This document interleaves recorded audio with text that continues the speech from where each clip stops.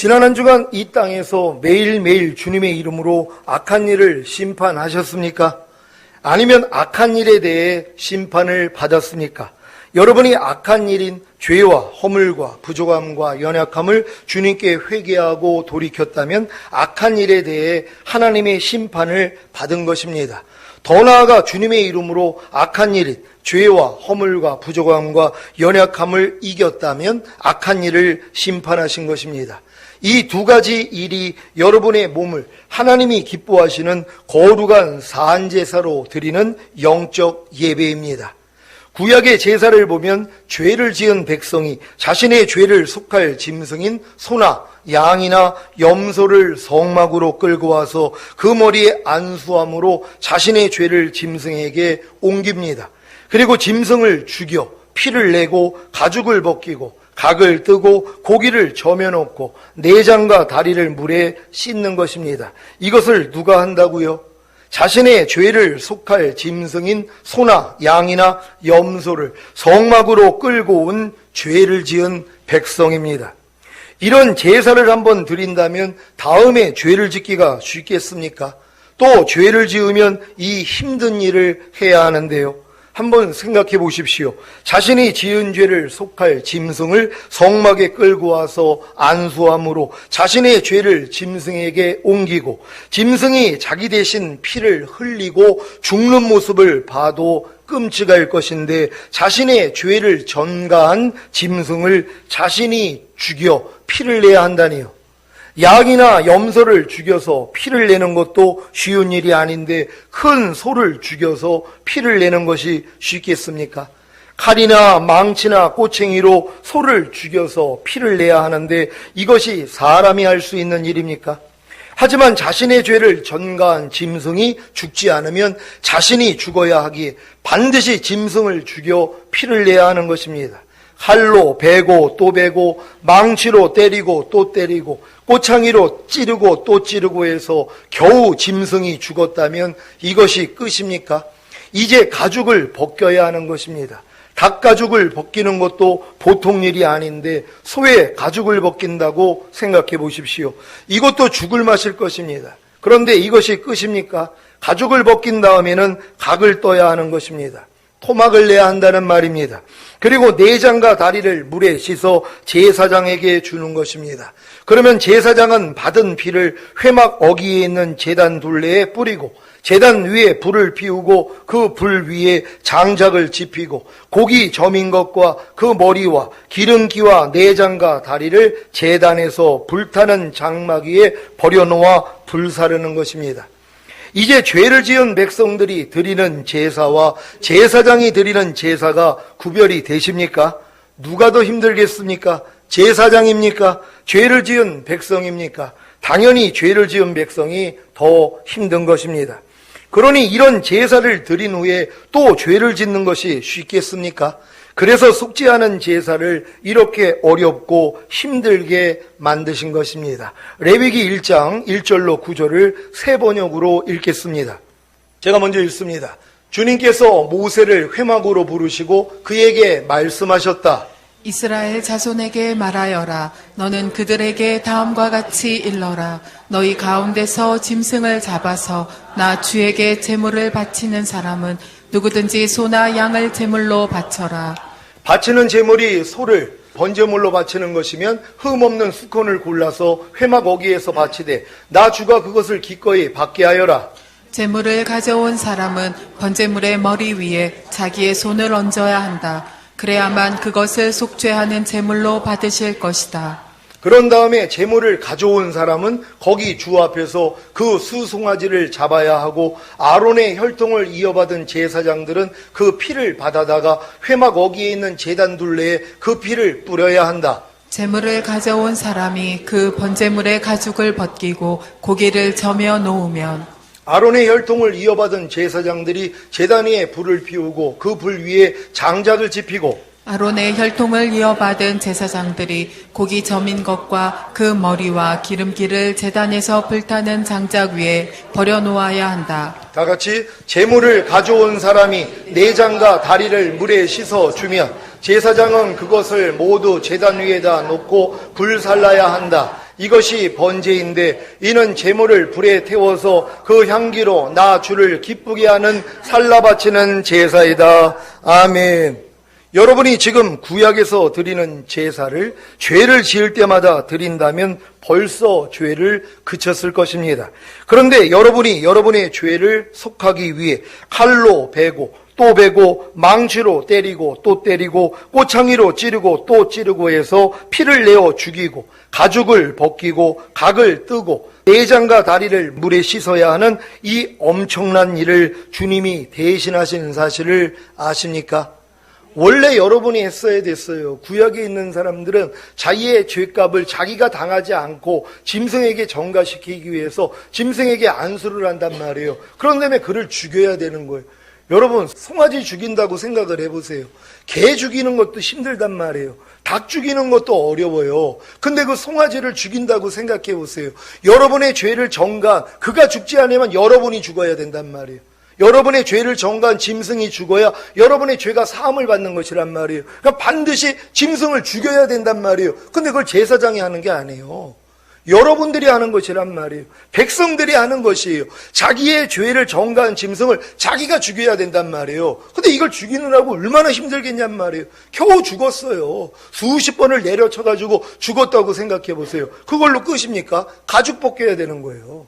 여러분, 닭가죽 벗기기도 어려워요. 근데 소가죽을 벗겨야 된단 말이에요. 그럼 이걸로 끝입니까? 토막 내야 되는 거예요. 이걸 버려가지고 불 위에다 올려놓는 것이에요. 제사장들은 간단합니다. 몇 가지 일밖에는 안 해요. 죄를 지은 사람들이 더 힘든 일이에요. 그러니까 이 제사를 드린 사람은 그 다음부터 뭐예요? 죄 짓기 어렵죠. 왜요? 자기가 길리온 짐승을 끌고 가가지고 그걸 내 손으로 쳐서 죽여야 되기 때문이에요. 그 피를 흘리는 모습을 봐야 되는 것이란 말. 그러니 내 죄 때문에 이 죄를 전가한 짐승이 나 대신 죽는 것을 보며 가만히 있을 사람이 어디 있냔 말이에요. 너무나 괴롭죠. 나 때문에 죽어야 되니까는. 그러니까 이런 제사를 드리게 만드신 거예요. 죄 짓기 어렵도록요. 근데 이걸 누가 담당했다고요? 주님이 담당하신 것이에요. 그러니까 여러분이 죄를 지을 때마다 예수님이 나를 위해서 이렇게 찢겨지셨다는 거, 왜 내 죄를 전가했잖아요. 내가 죽어서 심판을 받아야 되는데 주님이 내 모든 죄를 담당하셔서 그분이 찢기신 것이란 말이에요. 그러니까 여러분들이 예배 드릴 때마다 나의 죄 때문에 십자가 지신 예수만 생각하면 죄 짓기 어려워져야 돼요. 근데 제가 얼마나 쉽게 죄를 집니까? 아유, 우리가 아무리 죄 져도요. 아유, 예수님이 이미 다 감당했는데요. 아니, 여러분 마음껏 죄 지라고 주님이 죽으신 겁니까? 여러분 죄에서 건져주시기 위해서 죽으신 거예요. 더 이상 죄를 짓지 않고 죄에서 해방시켜 주시기 위해서, 그 죄하고는 상관이 없는 죄로 만들기 위해서 달려 죽으셨단 말이에요. 근데 예수님이 이 공도를 무시해버리고 그냥 죄 짓는 게 편한 사람이 있어요.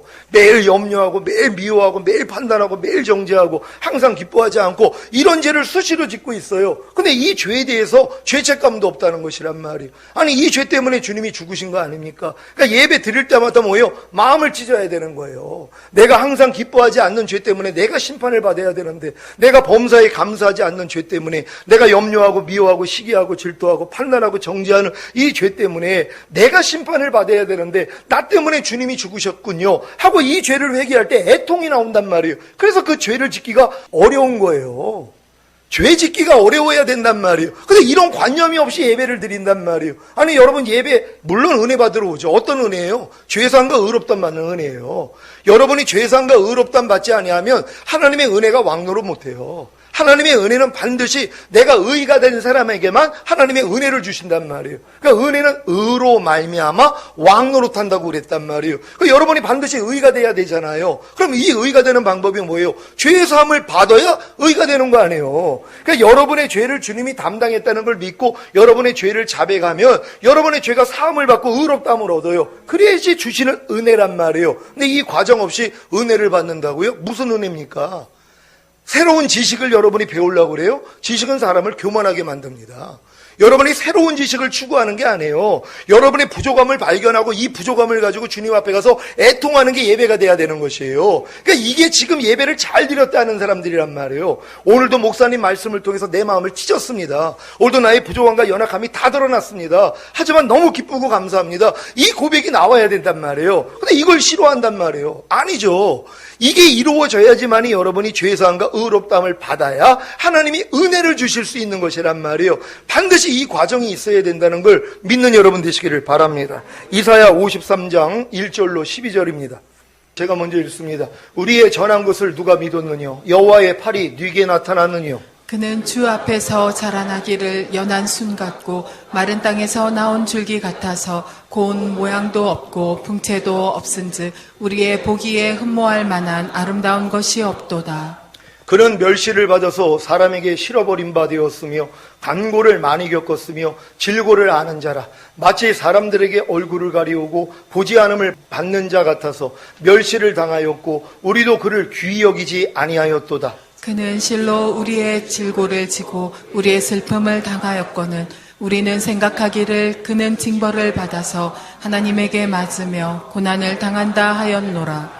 그가 찔림은 우리의 허물을 인하며 그가 상함은 우리의 죄악을 인함이라. 그가 징계를 받음으로 우리가 평화를 누리고 그가 채찍에 맞음으로 우리가 나음을 입었도다. 우리는 다 양 같아서 그릇 행하여 각기 제 길로 갔거늘 여호와께서는 우리의 죄악을 그에게 담당시키셨도다.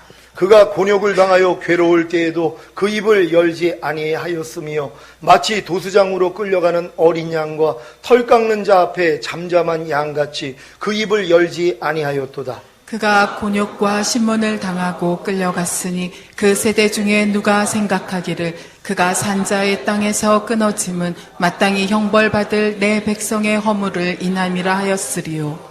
그는 강포를 행치 아니하였고 그 입에 괴사가 없었으나 그 무덤이 악인과 함께 되었으며 그 묘실이 부자와 함께 되었도다. 여호와께서 그로 상함을 받게 하시기를 원하사 질고를 당케 하셨은즉 그 영혼을 속간 제물로 드리기에 이르면 그가 그 씨를 보게 되며 그날은 길 것이요 또 그의 손으로 여호와의 뜻을 성취하시리로다. 가라사대 그가 자기 영혼에 수고한 것을 보고 만족히 여길 것이라.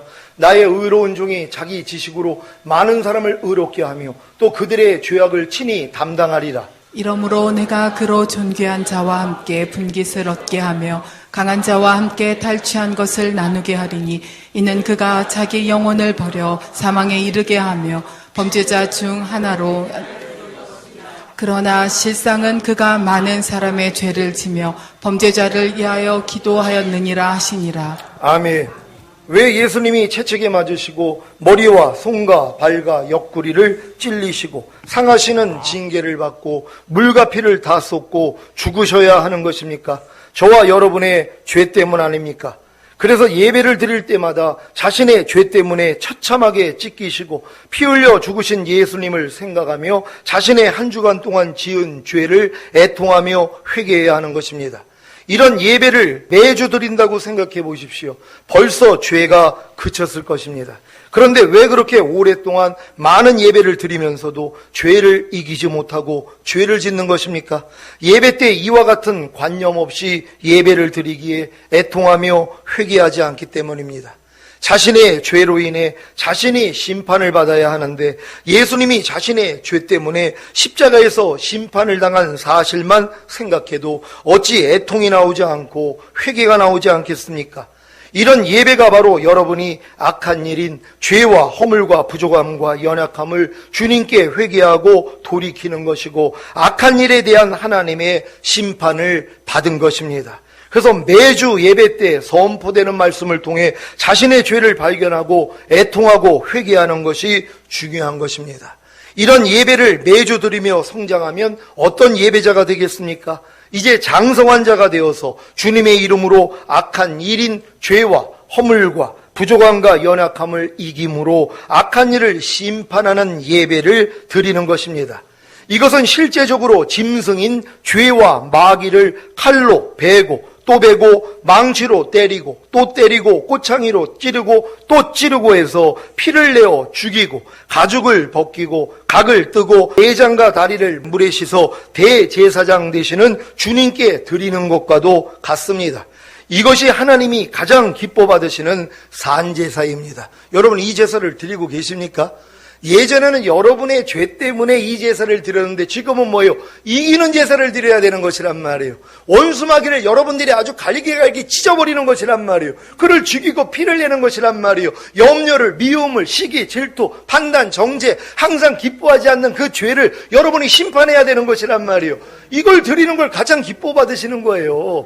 여러분이 죄를 져가지고 주님 나 또 죄 졌어요. 하는 이 제사는 어렸을 때의 제사란 말이에요. 근데 여러분들은 장성한 자가 된 거 아닙니까? 그럼 일주일 동안 이긴 걸 가지고 주님 앞에 드려야죠. 매주 이겨야 돼요. 매 순간 이겨야 돼요. 염려를 이겨야 돼요. 불평을 이겨야 돼요. 판단을 이겨야 돼요. 미움을 이겨야 돼요. 여러분이 이겨가지고 드리는 것이란 말이에요. 안에서 염려가 나올 때마다 너 염려하는 옛사람 죽은 지가 언젠데 네가 나한테 역사하는 거에 떠나갈 저다. 이게 예배가 되는 것이에요. 이게 이겨서 드리는 예배란 말이에요. 하나님이 이 예배를 기뻐 받으신다는 걸 믿는 여러분 되시기를 바랍니다.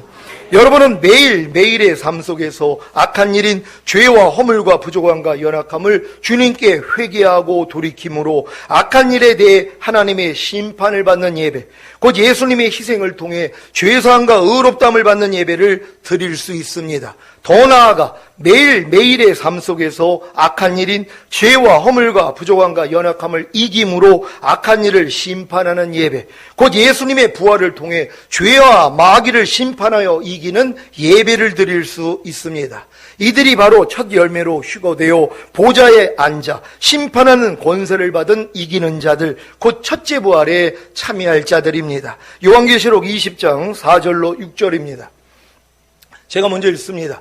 또 내가 보좌들을 보니 거기 앉은 자들이 있어 심판하는 권세를 받았더라. 또 내가 보니 예수의 증거와 하나님의 말씀을 인하여 목배임을 받은 자의 영혼들과 또 짐승과 그의 우상에게 경배하지도 아니하고 이마와 손에 그의 표를 받지도 아니한 자들이 살아서 그리스도로 더불어 1000년 동안 왕노릇하니 그 나머지 죽은 자들은 그 천년이 차기까지 살지 못하더라.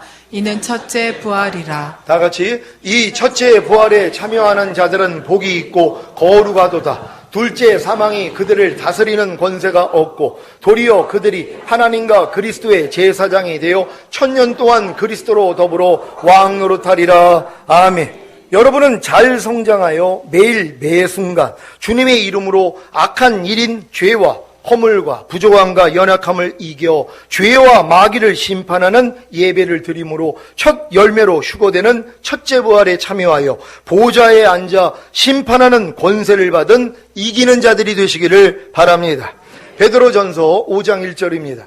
다 같이 읽습니다. 시작. 너희 중 장로들에게 권하노니 나는 함께 장로된 자요 그리스도의 고난의 증인이요 나타날 영광에 참여할 자로다. 아멘. 베드로 사도는 베드로전서를 통해 지금까지 여러 계층의 사람들, 즉 사왕과 아내들과 남편들과 모든 사람들에 대해 권면한 후에 장로들에게 권면합니다. 장로는 구약시대부터 시작된 호칭입니다.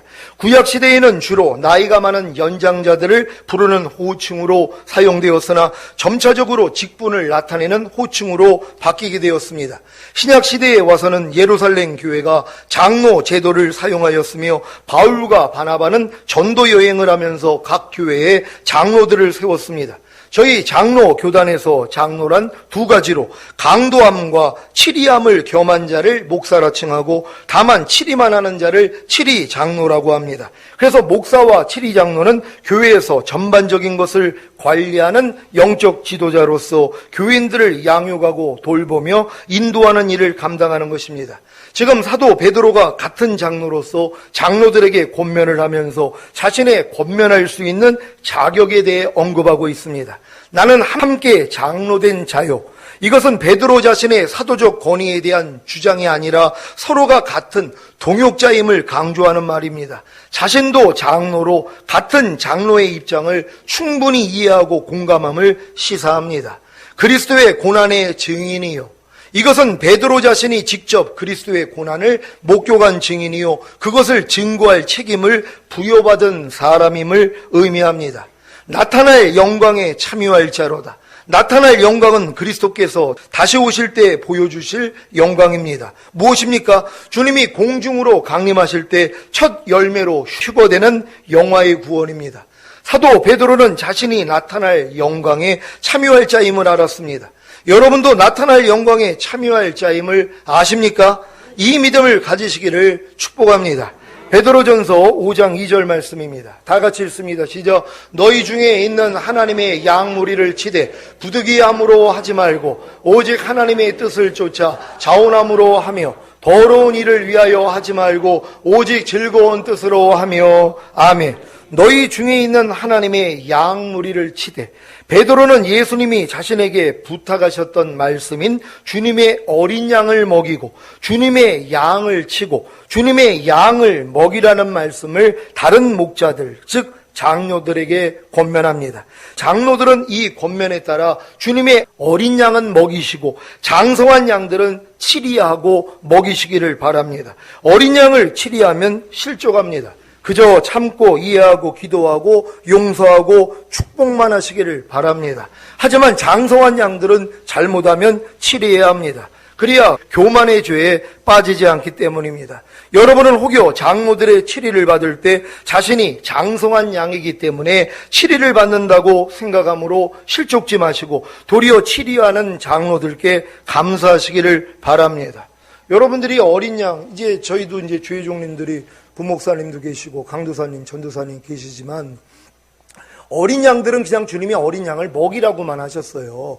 어린 양들은 그냥 잘 먹이면 돼요. 푸르조랑 실만한 물가로 인도해서 포동포동 살찌우는 말씀만 해주면 된단 말이에요. 근데 이제 어린 양들이 부족함이 보이잖아요. 그들은 치면 안 돼요. 왜요? 약하기 때문이란 말이에요. 어린 양들은 이 센 소리만 들어도 도망가요. 그러니까는 굉장히 힘들어하는 것이란 말이에요. 근데 제가 이제 저희 교회에 오는 분들이 이 어린 양들이 별로 없어요. 그러니까 결국 장성한 양들이거든요. 그러니까 단에서 치리하는 말씀을 많이 해요. 이것 때문에 상처받는 분들이 있어요. 왜냐면 어린 양인데, 근데 어린 양을 대상으로 설교는 할 수 없잖아요. 지금 때가 가까운데요.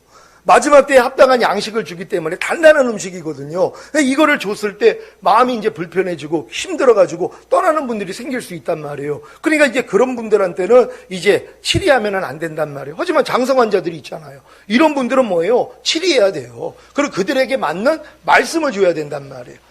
아주 그냥 어린 그런 아주 약한 말씀이 아니라 단단한 음식을 줘야 된단 말이에요. 왜냐하면 장성한 자이기 때문이란 말이에요. 그러니까 여러분들이 단에서 혹시 여러분을 치리하는 말씀, 여러분을 친다고 하는 말씀을 여러분이 듣는다면 여러분이 장성한 자가 된 것을 알고 기뻐하셔야 된단 말이에요. 아니 또 목사님이 왜 또 이렇게 치지? 그게 아니에요. 장성한 자들은 치리하라 그랬잖아요. 내 양을 치라 그랬단 말이에요. 이거 장성한 양들이에요. 그러니까 여러분들이 제게 만약에 권면을 받는다면 기뻐할 수 있고 또한 권면을 해달라고도 부탁해야 돼요. 목사님, 저 요즘 이렇게 신앙생활 잘하고 있다고 생각하는데 혹여 내가 너무 안심하고 있는 거 아닙니까? 목사님 모시기에 합당하지 못한 거 있으면 좀 알려주세요. 그럼 제가 마음껏 알려주죠. 근데 사실 마음껏 알려주지 못해요. 알려주면 또 실족해요. 제가 한두 번 당한 게 아니에요. 그냥 밤날아서 목사님 권면 좀 해달라고, 책망 좀 해달라고. 진짜 책망하잖아요. 그럼 도망가요. 왜요? 아직 그 책망받을 수준이 안 된 거예요. 그러니까 책망을 하고 싶어도 못해요. 근데 제가 마음껏 책망하는 분들이 있어요. 왜요? 책망을 해도 실족하지 않을 분들은 책망하죠. 그러면 그분들은 빨리 간단 말이에요. 빨리빨리 갈 수 있잖아요. 부족함을. 왜냐하면 자기의 부족함을 못 볼 때가 많거든요. 남은 볼 수 있단 말이에요. 내가 현명한 사람이라면 내 가족들에게도 물어보게 해야 돼요. 여보, 요즘 내가 혹시 부족한 면이 없어? 있으면 좀 알려줘. 그러면 이제 가족들이 뭐예요? 담대하게 알려주잖아요. 그럼 고쳐나갈 수 있거든요. 왜요? 내가 못 보는 건 옆에 있는 사람은 볼 수 있단 말이에요. 그러니까 현명한 사람들은 자기 주변에 있는 사람들에게 물어보게 하는 거예요. 여보, 내가 지금 신앙생활 잘하는 것 같아? 그러면 옆에 있는 사람들이 인정을 해주면 얼마나 기뻐요. 그러니까 뭐예요? 당신 전인권 받지 않은 사람 같아. 이런 얘기를 들을 때가 있단 말이에요. 그럼 또 낙심하지 말고 자기를 돌아보고 또 변화될 수 있는 여러분 되시기를 바랍니다. 특히 장로들은 하나님의 양무리를 치되 부득이함으로 하지 말고 오직 하나님의 뜻을 쫓아 자원함으로 하며 더러운 일을 위하여 하지 말고 오직 즐거운 뜻으로 해야 합니다. 부득이함으로 하지 말고 오직 하나님의 뜻을 쫓아 자원함으로 하며, 부득이함으로는 자원하는 심령이 아닌 억지로 하는 것입니다.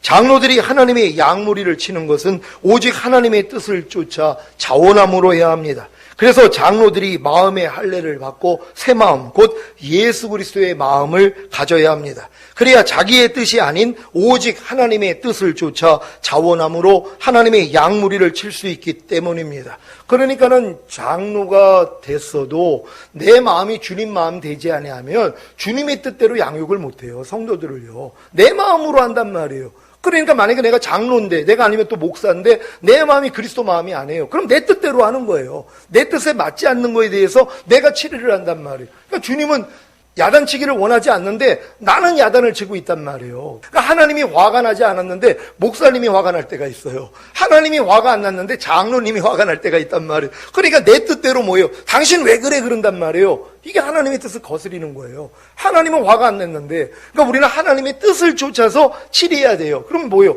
물어보게 하는 수밖에 없어요. 그럼 물어보려면 뭐예요? 주님 마음 갖는 수밖에 없다는 거예요. 내 마음이 할례가 되고 그리스도 마음이 돼야지만이 내가 이제 그리스도의 마음으로 행할 수 있다는 것이란 말이에요. 그래서 마음의 할례를 꼭 받으시기를 바랍니다.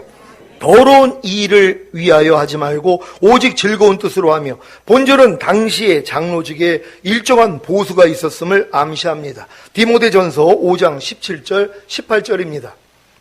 제가 먼저 읽습니다. 잘 다스리는 장로들을 배나 존경할 자로 알되 말씀과 가르침에 수고하는 이들을 도할 것이니라. 성경에 일러스되 곡식을 밟아 떠는 소의 입에 망을 씌우지 말라 하였고 또 일꾼이 그 삭슬 받은 것이 마땅하다 하였느니라. 아멘. 더러운 이득은 돈을 벌기 위한 목적으로 자신들에게 맡겨진 공동체의 재정을 이용하는 행위이며, 즐거운 뜻으로는 헌신적으로 열심을 내는 것을 말합니다.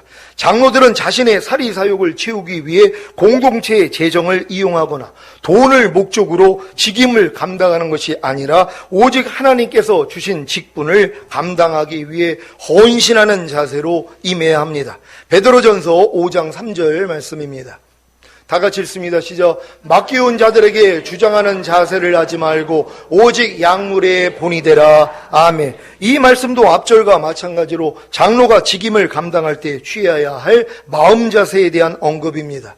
양무리는 하나님의 것이고 장로 직임은 하나님의 은혜로 맡겨진 것이기 때문에 장로들은 지배를 하거나 다스리는 자세로 양무리를 치는 것이 아니라 다만 겸손한 마음과 거룩한 모습으로 모범을 보여서 양들을 양육하고 돌봐야 합니다. 그래야 이 말씀이 이루어집니다. 베드로전서 5장 4절입니다. 다 같이 읽습니다. 시작. 그리하면 목자장이 나타나실 때에 시들지 아니하는 영광의 면류관을 얻으리라. 아멘. 신약 성경에서 단 한 번 나오는 목자장은 예수 그리스도를 가리킵니다.